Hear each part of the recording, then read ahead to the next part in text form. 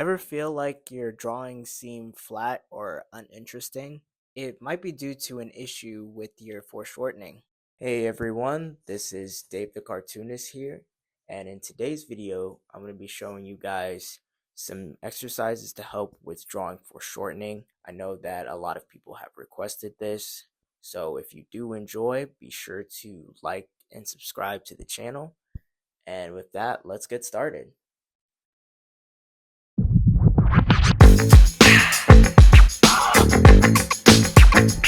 So, when it comes to foreshortening, I think the two most important aspects to always consider when drawing foreshortened objects are perspective and proportion. Perspective determines where in space your object is positioned and where you or other people are viewing your artwork. Take for example these pictures that I took of this pencil sharpener. Notice how this sharpener changes as we look at it from different points of view. So like in this picture that you're seeing from above, we can only see the top of the sharpener. But in this 3/4 view, we're seeing less of the actual sharpener top and more of the sides. Foreshortening tends to be a more exaggerated version of perspective. It all comes down to how much in perspective you want your object or objects to be viewed in. The second aspect to note when it comes to foreshortening is proportion. Proportion refers to the scaling of objects in space, meaning how close or how far away you or the viewer are viewing from. Let's take for example this rectangle. So from this perspective, you can only see one side of the box, which is the front side. But if we were to rotate it in a different direction, like say to the left or to the bottom side, you can see the other sides of the box compared to the previous view. Notice how also here that the length of the rectangle is not the same. That length change basically plays into proportion. Proportion is showing us how close we are to seeing the box from the front view and how the front view is changing as we change from each side. It's not the same length. It diminishes as we get further away from it. You can see here too how perspective gives us that information about the rectangle's depth.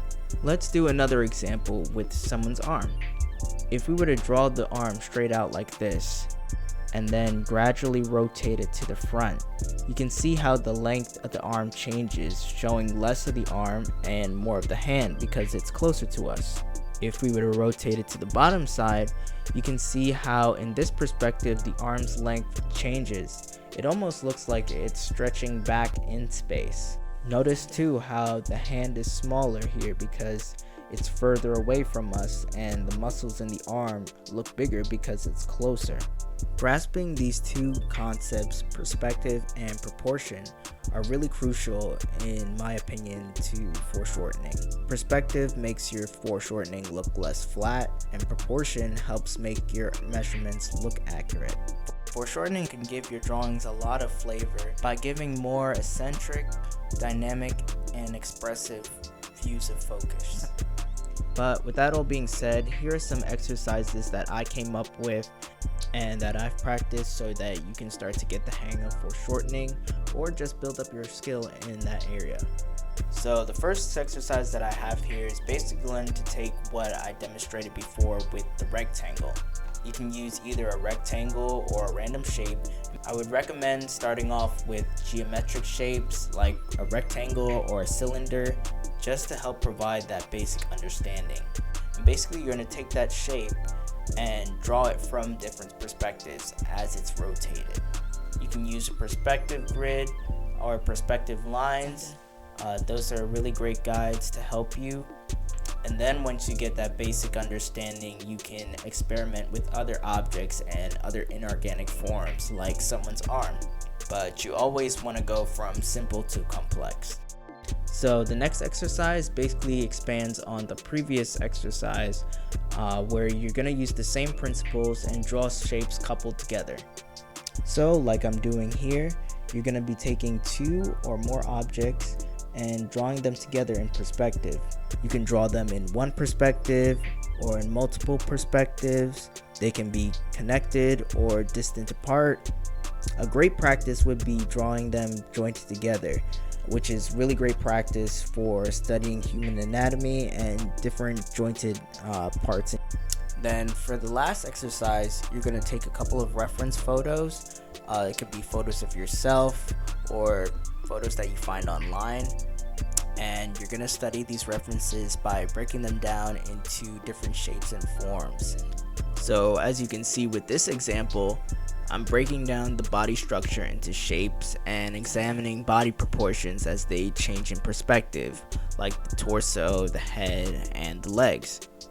I also use lines to measure depth and the angle at which the body is positioned. Your references don't necessarily have to be a person either. It could be buildings, it could be a place, it could be plants, etc. You can also study clothing. Clothing is really great when it comes to foreshortening, especially considering how clothing folds in perspective. Also, for your references, try and get various different camera angles and levels of foreshortening. And there you have it. Now, I know foreshortening is pretty challenging to grasp, but from personal experience, just constantly practicing it, you definitely improve over time. So don't stop trying it just because it's difficult. It might look pretty bad at times, and other times it might look really great, but the more you keep doing it, the better you get. But that's going to wrap up today's video. If you did enjoy or found it helpful in any way, be sure to like and subscribe to the channel. Also, let me know in the comments what your thoughts were about the video or what I should do next. Feel free to also check out my social media accounts if you want to follow me there.